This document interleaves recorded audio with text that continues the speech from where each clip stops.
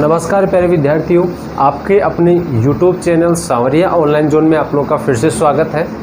यहाँ अपने 12th class के NCERT सिलेबस की क्लासें चल रही थी, जिसमें अपन ने पीछे एक टॉपिक कर लिया। चुंबकीय क्षेत्र अपना टॉपिक चल रहा था, चैप्टर अपना आवेशित, जो आप लोगों का आवेश है वो गतिशील अवस्था में है, जिससे जो चुंबक उत्पन्न होती है, जो चुंबकीय गुण उत्पन्न होता है, जो चुंबकत्व उत्पन्न होता है, उसके बारे में अपन यहाँ अध्ययन कर रहे थे। अपने यहाँ टॉपिक जो चल रहा है वो है चुंबकीय क्षेत्र में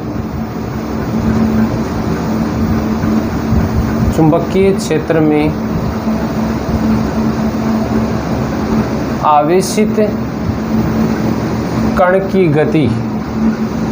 चुंबकीय क्षेत्र में यदि कोई आवेशित कण गति करता है तो किस प्रकार का प्रभाव उत्पन्न होता है।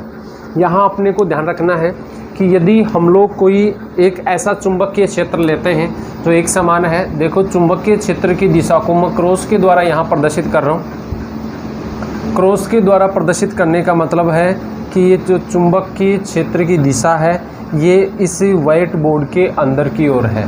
कहाँ है? अंदर की ओर। ठीक है, क्रॉस का मतलब है कि चुंबकीय क्षेत्र की दिशा अंदर की ओर है। क्लियर? फिर अपन बात करते हैं तो इसमें एक आवेशित कोई एक चालक ले लेंगे, कोई एक गोला ले लेंगे। वह गोला वर्ताकार पथ में गति करता है। किस प्रकार के पथ में गति करता है? वर्ताकार पथ में गति करता है। और जब ये वर्ताकार पथ में गति करता है तो आप लोगों के पास में जब ये v वेग से गति करता है तो इस पर एक बल कार्य करता है जो इसको वर्ताकार पथ में घुमाने की कोशिश करता है। ये आप लोगों के F वेक्टर, V वेक्टर।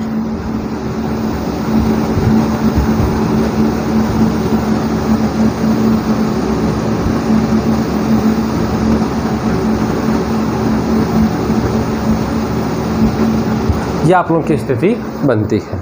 अब देखो, जब अपन बात करें यहाँ आप लोगों के पास में एक चुंबकीय क्षेत्र लिया गया है।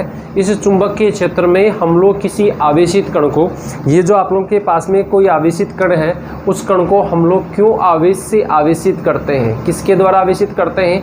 क्यों आवेश से आवेशित किया जाता है? तो जब इसे क्यों आवेश से आवेशित किया जाता है और इसे इस चुंबकीय क्षेत्र के लंबवत, ये आप लोग देख रहे हैं, ये जो आप लोग के पास में चुंबकीय क्षेत्र है, इसकी दिशा क्या है? व्हाइट बोर्ड के अंदर की ओर है। और हम लोग क्या कर रहे हैं? इसकी सतह पर विवेक से गति करवाते हैं। तो जब विवेक से गति करवाते हैं तो इससे आवेशित कण की गति के लंबवत एक बल कार्य करता है, जिसको हम लोग चुंबकीय बल कहते हैं। और चुंबकीय बल का मान आप लोगों के पास में F vector equal Q V vector cross B vector प्राप्त होता है। ये आप लोगों के पास में स्थिति बनती है। यहाँ अपन बात करें तो इसको जब अपन सोल्व करते हैं तो अपने पास में माना जाएगा F equal Q V B sine theta. हो गया। अब एक स्थिति आप लोगों के पास में यहाँ बनती है कि जब हम लोग किसी आवेशित कण को चुंबकीय क्षेत्र के लंबवत गति करवाते हैं तो यहाँ एक चुंबकीय बल कार्य करता है। ये जो चुंबकीय बल कार्य करता है, इस चुंबकीय बल का काम क्या होता है? ये क्या कार्य करता है? ये चुंबकीय बल वर्ताकार पथ में घुमाने का कार्य करता है। वर्ताकार पथ प्रदान करने का कार्य कौन करता है? प्रदान करने का काम कौन करता है? आप लोगों के पास में चुंबकीय क्षेत्र में लगने वाले चुंबकीय बल का कार्य होता है वर्ताकार पथ में घुमाना। ठीक है, इसका मान आप लोगों के यहाँ प्रदर्शित कर रखा है। ये जो आप लोगों के पास में लगने वाला जो चुंबकीय बल होता है, ये चुंबकीय बल जो आवेशित कण जिस दिशा में गति कर रहा होता है उसके लंबवत यह बल कार्य करता है। ये आप लोगों के पास में स्थिति बन गई। फिर अपन आगे चलते हैं तो आप लोगों के पास में जब अपन आगे चलेंगे तो अपने पास में ये जो चुंबकीय बल है, ये चुंबकीय बल क्या करता है?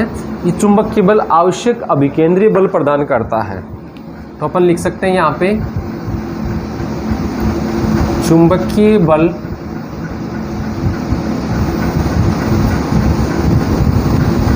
आवश्यक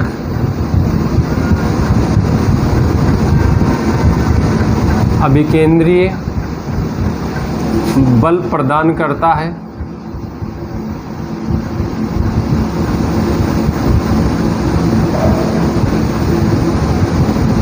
जिससे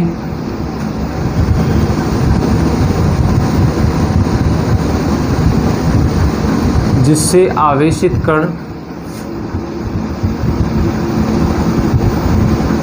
वर्ताकार पथ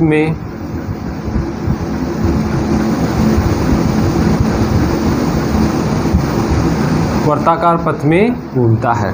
ठीक है, तो आप लोगों के पास में यहाँ F equal Q V B sine theta आया। चूँकि थीटा इक्वल क्या है 90 डिग्री।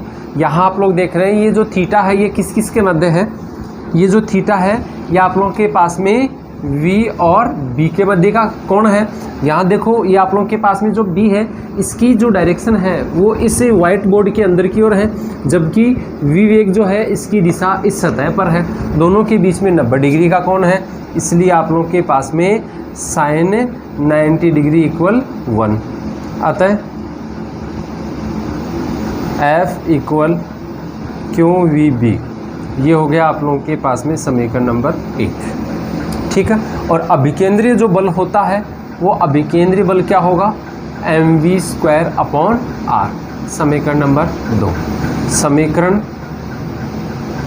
1 व 2 से देखो समीकरण 1 और समीकरण 2 दोनों क्या है, चुंबकीय बल आवश्यक अभिकेंद्रीय बल प्रदान करता है। इसका मतलब दोनों का मान बराबर है, तो मैं यहाँ ले सकता हूँ Q V B equal mv² upon r, ले लिया। अब आगे देखते हैं, यह आप लोगों के पास में जो स्थिति बन रही है, इस स्थिति में देखो वी सी वी कट गया तो क्या बच गया Q B equal mv upon r। Clear, चलो आप लोग चाहो तो स्क्रीनशॉट ले लो, मैं यहाँ आप लोग के डायग्राम को मिटा देता हूँ। फिर अपन देखो यहाँ पे क्या ज्ञात करेंगे, त्रिज्या ज्ञात करेंगे। त्रिज्या किसकी त्रिज्या है, जो वर्ताकार पथ में यहाँ जो आवेशित कण है जिस वर्ताकार पथ में गति कर रहा है उस वर्ताकार पथ की त्रिज्या को प्रदर्शित करता है आप लोग के पास में स्मॉल r। तो आप लोग के पास में Q B equal mv upon r, ये आया ना आप लोग के। ठीक है, तो अपन देख लो क्या करेंगे यहाँ पे, small r equal mv upon Q B, ये हो गया समीकरण नंबर 3।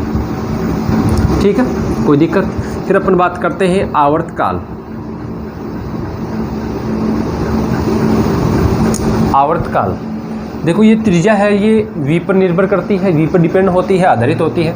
तो आवर्तकाल जो होता है t होता है, ये क्या होगा 2 पाई r अपॉन v। ठीक है, समीकरण 3 से मान रखने पर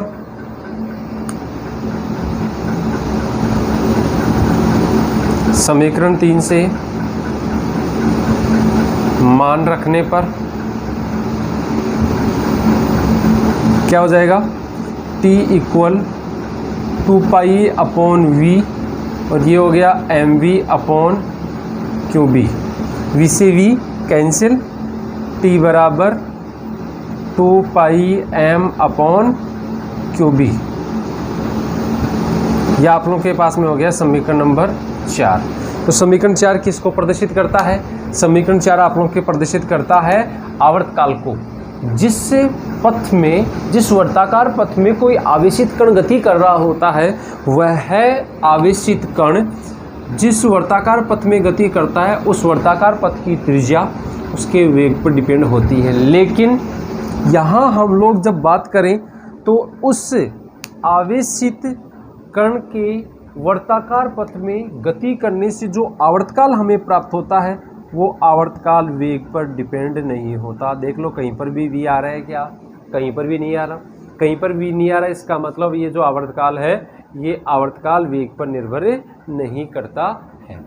ठीक है, वेग चाहे कितना भी हो, वेग यदि आप लोग कम कर देंगे तो आप लोग के पास में त्रिज्या कम हो जाएगी, जो वर्ताकार पथ है उसकी त्रिज्या कम हो जाएगी। वेग ज़्यादा होगा तो वर्ताकार पथ की त्रिज्या ज़्यादा हो जाएगी, लेकिन आवर्तकाल अपरिवर्तित रहता है, आवर्तकाल वो का वो ही रहेगा। ठीक है, कोई दिक्कत है, चलो आगे देखते हैं। आगे आप लोगों के आवर्ती,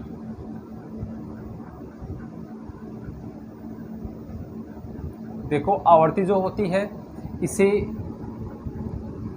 या तो स्मॉल n के द्वारा, ठीक है, या न्यू के द्वारा इसको प्रदर्शित किया जाता है, के द्वारा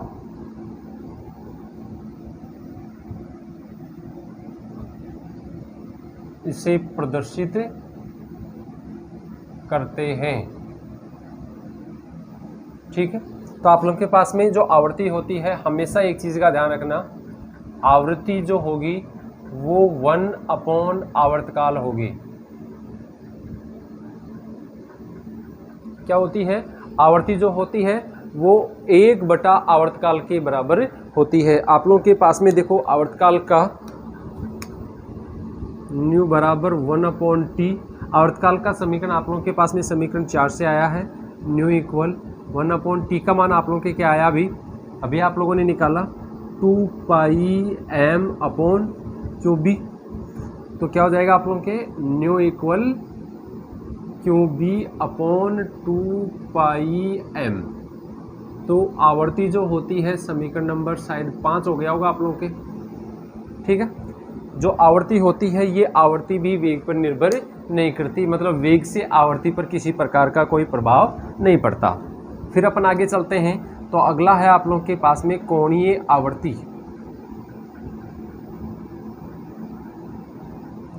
कोणीय आवर्ती, कोणीय आवर्ती को इसे ओमेगा के द्वारा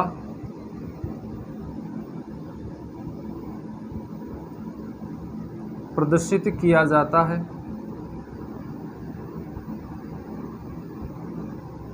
ठीक है। और आप लोगों के पास में फॉर्मूला क्या होता है इसका, ओमेगा बराबर 2π या बोल सकते हैं आप लोग, या ओमेगा बराबर 2πn। यदि आप लोगों ने यहाँ कोणीय ये आवर्ती को n लिया है तो n आप लोग यहाँ ले लेंगे, यदि न्यू लिया है तो न्यू ले लेंगे, ठीक है। तो आप लोगों के पास में क्या हो गया, ओमेगा बराबर 2π, न्यू का मान आप लोग समीकरण 5 से लिखेंगे, क्या हो जाएगा QB/2πm। 2π से 2π गया तो क्या हो जाएगा ओमेगा बराबर QB/m। ये आप लोगों के पास में आ गया समीकरण नंबर 6। ये जो समीकरण 6 है, ये समीकरण 6 आप लोगों के कोणीय आवर्ती को प्रदर्शित करता है, जबकि समीकरण 5 है ये आप लोगों के पास में रैखिक आवर्ती को प्रदर्शित करता है। तो इस प्रकार से आप लोगों के पास में स्थिति बन गई। मैंने आप लोगों को एक मोस्ट पॉइंट था यहाँ पे वो मैंने बता दिया, आवर्तकाल वेग पर निर्भर नहीं करता।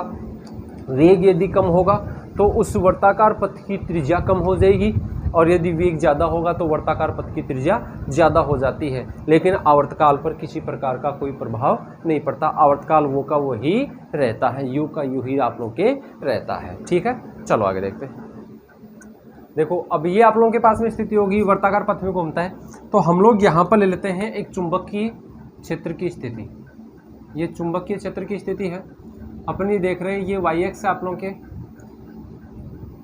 इस प्रकार से एक वेग अपन लेंगे जिससे ये आवेशित कण ऐसे गति करता है, ठीक है। तो अपने पास में यहाँ पे 2 घटक प्राप्त होंगे, एक ये घटक होगा, ये यहाँ पे थीटा कोण है, एक आप लोगों के पास में ये वाला घटक होगा जिसको अपन कहेंगे v पैरेलल, जिसका मान क्या होगा v cos थीटा। और ये आप लोगों के पास में एक इस साइड में घटक होगा जो क्या होगा v लंबवत, जिसका मान v sin थीटा। इस प्रकार से आप लोगों के पास में स्थिति बनेगी। आप लोग चाहो तो यहाँ पे वेक्टर ले सकते हैं, ठीक है, कोई दिक्कत है किसी को। या आप लोगों के पास में स्थिति बन गई। यहाँ आप लोगों के पास में 2 घटक बन रहे हैं, एक समांतर घटक बन रहा है, एक लंबवत घटक बन रहा है। एक चीज़ का आपने को यहाँ ध्यान रखना है कि हम लोगों ने पीछे पढ़ा है, आप लोगों के पास में 2 फॉर्मूले आए हैं। एक आया है R इक्वल, हम लोगों ने यहाँ देखा कि 2 आप लोगों के पास में फॉर्मूला है जिनमें एक है mv/QB, ठीक है। ये है आप लोगों के, एक फॉर्मूला यह है जो R को रिप्रेजेंट कर रहा है, जिसको शायद आप लोगों ने यहाँ 3 नंबर पढ़ा होगा, 3 नंबर समीकरण लिया होगा। दूसरा आप लोगों के पास में एक समीकरण ये आया है आवर्तकाल का, ठीक है, एक समीकरण है आप लोगों के पास में आवर्तकाल का। आवर्तकाल और त्रिज्या दोनों में थोड़ा सा फर्क होता है। हम लोग यहाँ पर ध्यान देंगे, ये जो आप लोगों के पास में स्थिति है, यहाँ हम लोग जो ज्ञात कर रहे हैं उसमें 2πm/qb, दोनों समीकरणों को एक बार देखो आप लोग, दोनों में क्या फ़र्क है। ये आप लोग के समीकरण 3 लिया था हम लोगों ने, ये 4 लिया था, दोनों में क्या फ़र्क है। एक चीज़ का फ़र्क है कि जो वेग होता है वो त्रिज्या वाले में है और यहाँ पर वेग नहीं है, यहाँ पर वेग नहीं है। और वेग नहीं है इसका मतलब अपने को ये ध्यान रखना है कि आवर्तकाल वेग पर निर्भर नहीं करता,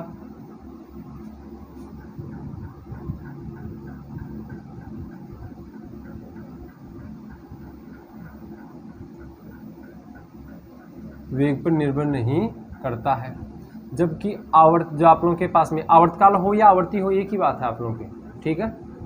इसको आप लोग आवर्ती भी ले सकते हैं, आवर्ती और आवर्तकाल दोनों निर्भर नहीं करते।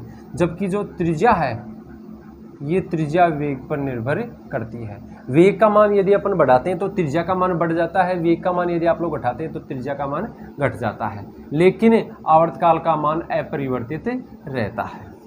तो एक घूर्णन में, एक पूरे घूर्णन की यदि अपन बात करें तो एक पूरे घूर्णन में जो आप लोगों के पास में आवेशित कण है वो चुंबकीय क्षेत्र की दिशा में जितनी दूरी चलता है उस दूरी को हम लोग या तो कहते हैं, देखो यहाँ से यहाँ तक की ये जो दूरी चल रही है इसे या तो आप लोग कहते हैं पिच,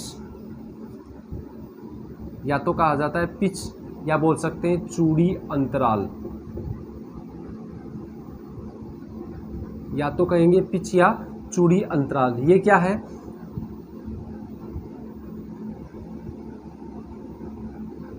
आवेशित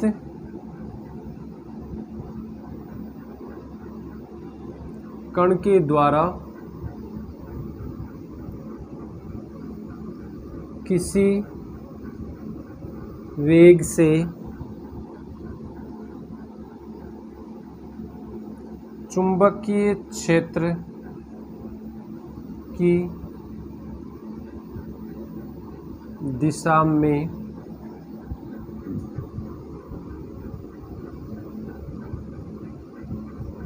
चली गई दूरी क्या है, ये पिच या चूड़ी अंतराल। अब अपन बात करें तो यहाँ आप लोगों के पास में दो घटक हो गए, एक हो गया आप लोगों के पास में समांतर घटक और एक हो गया लंबवत घटक। ये जो आप लोगों के पास में पिच है, इस पिच का यदि आप लोग मान निकालोगे, इसको मैं पी के द्वारा रिप्रेजेंट कर रहा हूँ। इस पिच का मतलब होता है, ये पिच क्या है, दूरी है, ठीक है। तो आप लोगों को पता है दूरी बराबर क्या होता है, चाल इंटू समय। चाल कौन सी होगी आप लोगों के, यहाँ चाल हो जाएगी v समांतर और दूरी क्या हो, ये आप लोगों के समय क्या हो गया, आवर्तकाल। तो आप लोगों के पास में क्या हो जाएगा, चूँकि v समांतर बराबर v कोस थीटा और p बराबर v t कोस थीटा। इस प्रकार से आप लोगों के पिच का मान भी आ गया, समीकरण 6 आ गया और 7 भी आप लोगों के आ गया, 8 जो भी है आप लोग दे देना। तो इस प्रकार से आप लोगों के पास में ये मान हो गया। अब ये जो आप लोगों के पास में यहाँ जो स्थिति बन रही है, ये अब मैंने कहा वेग पर निर्भर नहीं करती, तो ये जो आवर्ती होती है इस आवर्ती को कहा जाता है साइक्लोट्रॉन आवर्ती।